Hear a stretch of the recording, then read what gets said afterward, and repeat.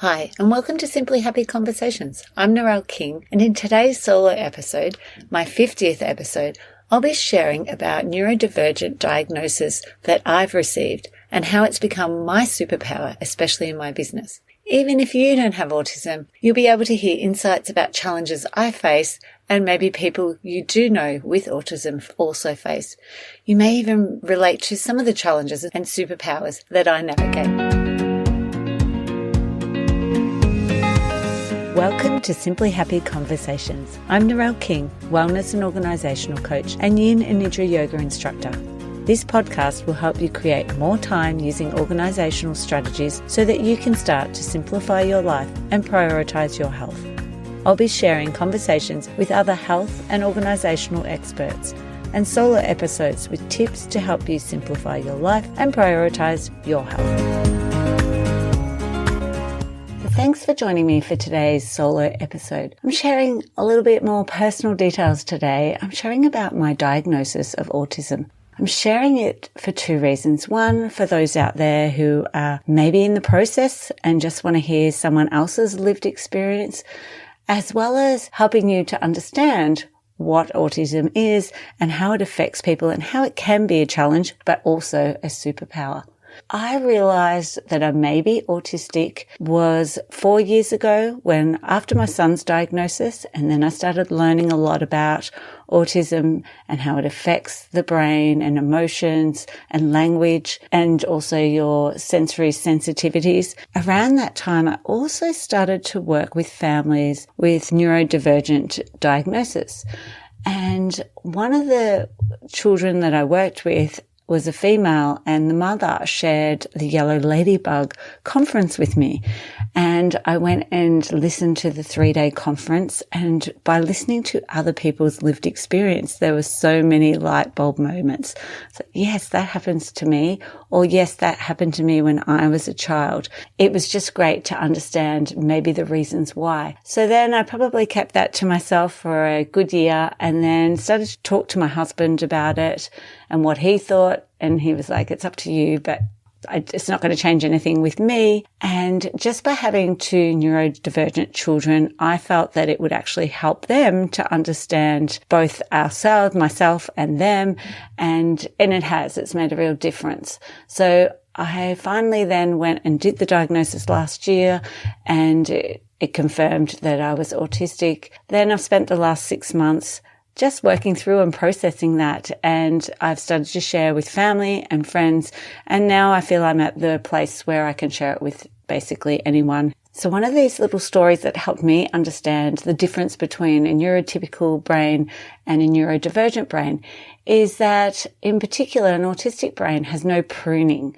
So it becomes like a really dense forest compared to an easy to navigate forest of a neurotypical brain. So they're gathering all the information, but there's none of that pruning and getting rid of the information they don't need. They just keep everything. And whereas your neurotypical brain will have pruning occurring, so the information they don't need is taken away. As you're getting older, there's a lot of information there, which means that it needs a lot more processing time to get to the part of the forest which has the right piece of information. And I definitely have found that throughout my whole life, but in particular, I'm finding it harder as I'm getting older, as I have so much more information and trying to find things. So a great resource that I've used and been reading is one of Tony Attwood's books, and it breaks up the neurodivergent into different categories. So there's a theory of mind, cognitive abilities, sensory sensitivities, expression of emotions and social understanding, language,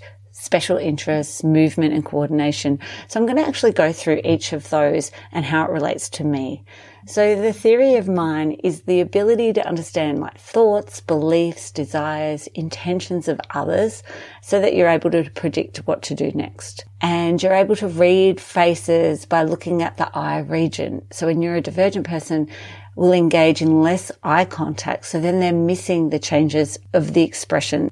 So one of the things that I have is this inner dialogue in my head when I'm talking. So after I've maybe had a conversation with someone or when I'm having a conversation, I'm thinking, am I looking too much at their eyes?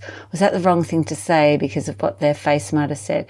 Am I talking too much? But then I know that when I'm talking, I'll look away because I'm trying to stay focused on what I'm saying. Because if I continue to look, I'll be distracted and then I'll forget mid-sentence what I was even talking about. So that's probably the reason why I know that I don't look at people's eye region the whole time, because I need to concentrate when I'm talking.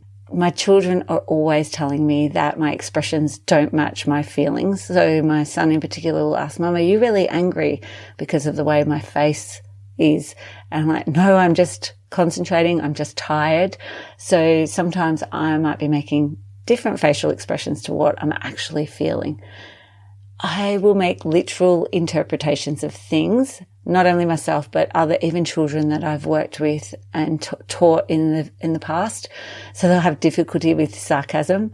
One of the things that I would use when I was teaching PE is hop up here or jump up in the classroom, and the children who would maybe be quite literal would literally do that. And it's not them trying to be smart or cheeky. It's actually they have literally interpreted what you've said. So when I was younger, my dad worked at Alcoa here in Geelong, and there was this salt mounds on the way to his work. And there were ponds, and they were obviously settling the water and taking the salt out. And I literally thought that there was these dumpsters there, and they would be filling up trucks. And I interpreted that they were taking that salt and taking it down to the beach and dumping that in the ocean. And that's why the ocean is salty. And obviously I found that out through sharing that story with friends when I was in high school that I haven't seen for a long time. And that story is generally brought up with friends from back in high school. Another thing that I do see a lot of when I was teaching all the time is children who are extremely honest. And so when someone has done something wrong, those children will have that really strong sense of justice and will tell the teacher who it was. They're not thinking about the implications for themselves from that. They just want to be so honest with what's happened. And it can get really tricky for that student when they're always being so honest.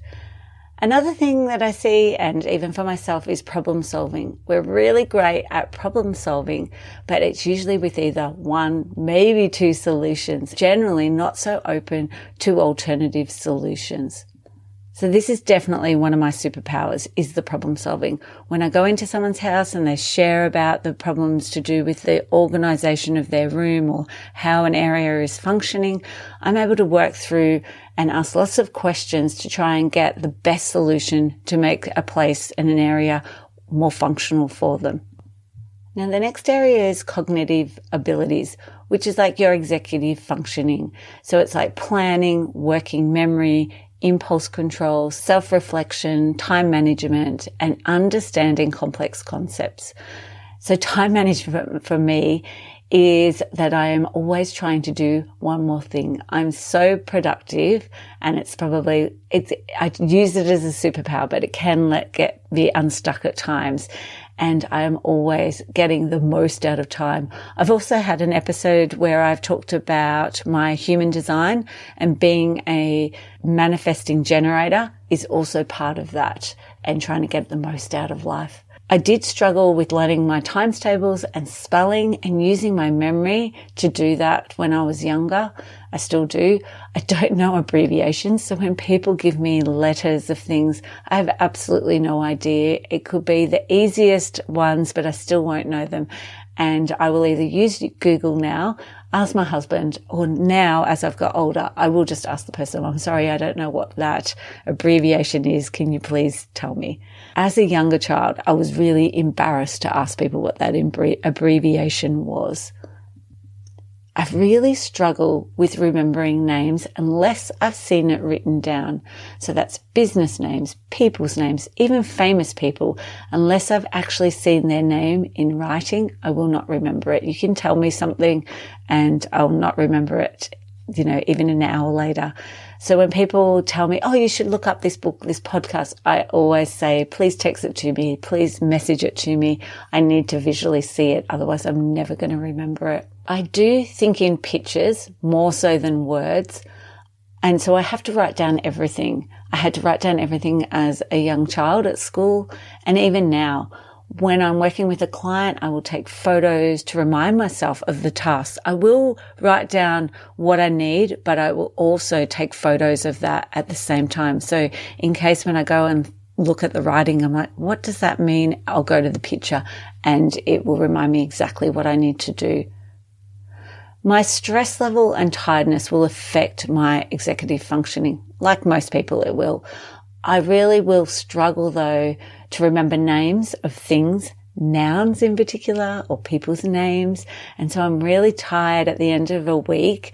I'll be trying to talk to my husband about a situation, or even my kids, and they've got a running joke now of it. They can replay how I will talk. It would be like, you know that person, you know, that has that child that's in your class that has the blue car, and you know that place down the road? And it goes on like that until they can finally work out what I'm trying to say.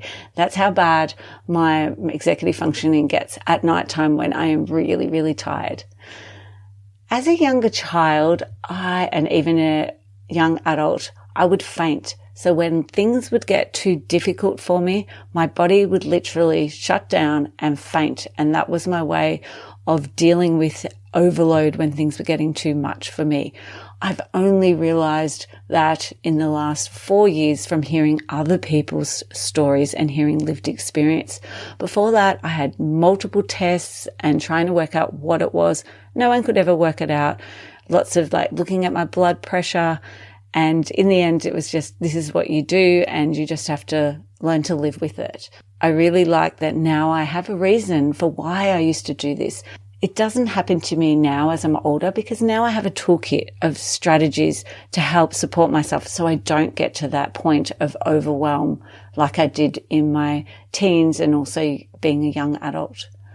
To help with my executive functioning, I do weekly planning. I have all my activities planned out, my clients planned out, and also my family. We have a family meeting on a Sunday night to go through what the week has entailed for everybody. I have routines or rituals within my week. So the routine, though, is definitely meal planning, and I have all of our meals planned out for the week. I will have done some cooking on the weekend, and that really helps me plan and not feel so overwhelmed. My washing, I will do all the sheets and towels over the weekend, Friday, weekend, whereas during the week, I'll just try and keep on top of it by doing at least one load of washing per day or every second day. And now I love online shopping because I don't like going to the supermarkets if I can avoid it. I feel really overwhelmed with the decision making of all the different products there and the lights and the sounds, just the competing noise. If I'm going to get things for my clients, I generally try to work it at times of the day that is going to suit me. So first thing in the morning when there's no one really there and it's generally pretty quiet. Sometimes I haven't even put the music on in the store, or otherwise I'll go late at night where there's less people. I really don't like doing it on the weekend when it's generally busy and there's lots of people out and about. My sensory sensitivities and when I have sensory overload are due to things like smells of perfumes. So smells are really triggering for me. I could never walk through that perfume part of Myers when I was young. When I was going through puberty, I also really couldn't stand the smell of meat. And that would just be really triggering. I sort of turned vegetarian for a while, or I was happy to eat it as long as I didn't have to cook it. Whereas as I've got older, that doesn't affect me so much, the smell of meat. I have a real sensitivity to sounds, especially competing sounds. So if the TV is on, my kids are talking, and someone else is playing music, I'll absolutely have a massive meltdown to that. I can't stand it. Shopping centres are okay, but like I said, if I go at a time that would suit me where there's not going to be so many people around. When I drive my car, I drive in silence. I might have a podcast on, but I don't have music on generally. My kids are in the car, they'll ask for it. But if they start talking to me, I have to turn it off. I can't have music and talking at the same time. I also have real sensitivity to sight. So I would squint my eyes in photos. I squint my eyes all the time. So you'll find me wearing sunglasses, even on a really overcast day. I find that really helps me. I also think with my eyes. So I'm a visual thinker. I use photos to remember and evoke positive emotions and memories. I absolutely love photos, and I always have, and now understanding why. The reason is that evoking the positive emotions every time I look at them is probably why I was so attracted to photos as a younger kid, and even photography. I really liked that when I was in my 20s. If I see something unpleasant, I can't forget it. And I actually have a whole body reaction to it. Growing up, I could not watch horror movies, clips, medical procedures, anything like that, because it would still stay with me. And I would actually feel that all over my body. I have an oversensitivity to touch, like handshakes and tags are probably the main one, or scratchy material.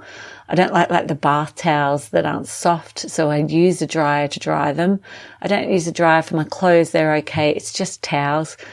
I don't like clothes that are tight, so I don't particularly like leggings if I don't have to wear them unless I am exercising.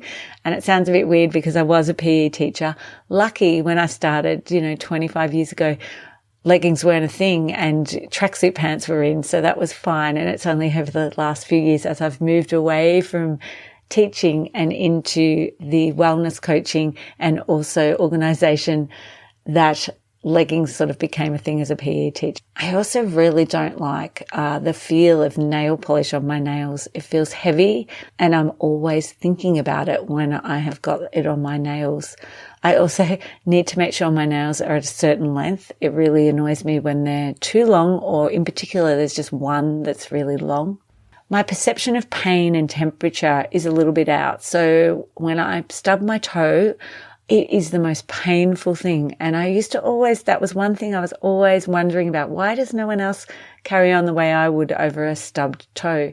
But I've broken bones before, like one in my foot and my shoulder blade, and the one in my foot I had for 2 months before I did something about it. I used to say there was a bit of pain, but I kept going for 2 months until I actually then had to have an operation on it. I also didn't have any pain relief during childbirth, which probably sounds really bizarre to some people. Temperature, I can't tolerate cold as much as warm. I'm a lot better off in warm weather.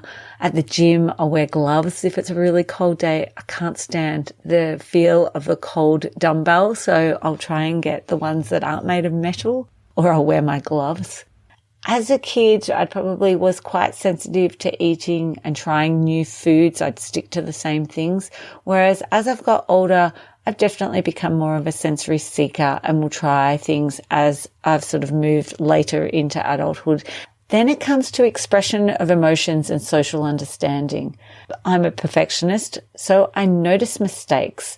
I don't notice, though, things out of center. So, for example, if a bed wasn't in the middle of the room, I wouldn't particularly notice that. I've worked with clients that do notice that and are worried by that. I do, though, like, say, the baskets need to be all the same color and the same style. If one was different, that would worry me. I had a real fear of failure when I was growing up. Not so much now as I'm older and I've worked through those things and worked with therapists. When I was younger, I had real muscle tension in my jaw. I'd unconsciously grind my teeth all the time, and I wear a mouth plate at night now. And I've used meditation. That has definitely helped, by doing yoga as well and becoming a yoga teacher. That has really helped me to relax my shoulders, but also to be really conscious of when I'm holding tension in my jaw. I used to be in stress mode all the time. I literally was running on stress the whole time. I actually probably really liked that feeling because I was unsure about those other feelings. So I would just keep going, thinking this was a good way to live. And it definitely wasn't good for my immunity. And also it had stomach issues. I now have a diet of gluten-free and dairy-free, which has really helped. And I also have a beautiful naturopath. I definitely had anxiety as a child growing up and then into early adulthood. And it wasn't until my kids were born that then I was finally diagnosed with general anxiety. And I would overthink everything. I had headaches all the time as a young child from obviously worrying, and then also probably the grinding of my teeth. So if I do have an issue and that overthinking and I can't stop thinking about it, or I've left something somewhere, an analogy that I've heard is it's like wearing an itchy jumper. Imagine wearing an itchy jumper all day long and you can't take it off for days. That is what it's like in my brain when I can't get something out of my head and I just keep thinking about it over and over and over and just worrying and worrying about it until I can hopefully fix it. Some things can't be fixed. And that's when I've used energy healing and yoga to actually help me bring some calm and peace to my body and my brain. When I was younger and things would be too much or I'd be tired, I would cry. I would cry a lot. And it actually probably helped me in the long run because it would release a lot of emotions. But as I've got older, I've probably tended to be more on that angry side and react to things based on my emotions and how I'm feeling. So if I'm really tired, I will react with a massive reaction. Whereas if I've had a good night's sleep, I've been to the gym, I have maybe read my book and I'm not tired at all. And one of my kids, for example, spills their drink all over the floor, the carton of milk, this is a great example. I'm happy to then help them sort out their clothes, clean up the mess, and not be so frustrated and not yell. But I know that when I'm at capacity and I start yelling, that's when I need to stop and take a break and maybe take something off my plate. Definitely yoga has been that key for helping me to connect my mind, body, and emotions. Now, language is the next area. The art of conversation. So something I have got better at, I still do it occasionally, is blurting out when we're in a conversation. I would do this when I was younger all the time.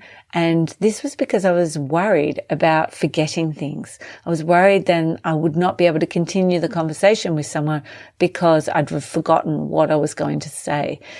I'd also then be worried about I'd looked uninterested or maybe uneducated if I couldn't then continue the conversation with somebody. So a strategy I used when I was 18 and onwards into early adulthood was alcohol to help cope in social situations. So I wouldn't be worrying about what I needed to say, whether I was saying anything right. It would just numb out all those worries.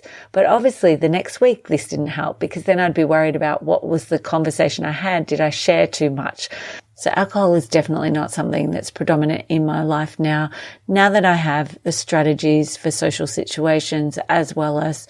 So special interests are like the acquisition of knowledge for me. I always wanted to gain more knowledge around human behavior. As a kid, I'd watch TV shows like Punky Brewster, Home and Away, Neighbours, Country Practice, Friends, Gilmore Girls, Sex and the City, all of these. So this was a way for me to learn how to act out in society, those expectations of behavior. And that's why I was so attracted to them. Now, though, I love to study through podcasts, books, and online courses.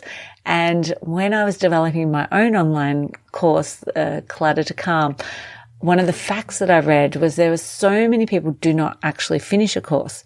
I've never not finished a course. I found that's really hard to believe. I am the person who finishes every course. I can't leave something unfinished. I couldn't even leave a project unfinished. It has to be finished. Everything has to be finished till the end. The other special interest I've had over the years is definitely health. I love whole food cooking. I used to make natural beauty products all the time. I loved gardening, but I've sort of moved more to the indoor plants. They don't take up as much time and they're a lot easier to look after, I find, than outdoor. Yoga, organization, really passionate and interested in. And when I was starting my business, obviously everything that came with business, marketing, productivity, podcasts, came really interested in it. I'd learn everything there was to do with it and then outsource the parts that I don't need to do anymore. Then there's movement and coordination. I had poor coordination as a kid. I was a really clumsy kid. I always had bruises. At high school though, I joined the gym and I also started doing aerobics, and this really helped me.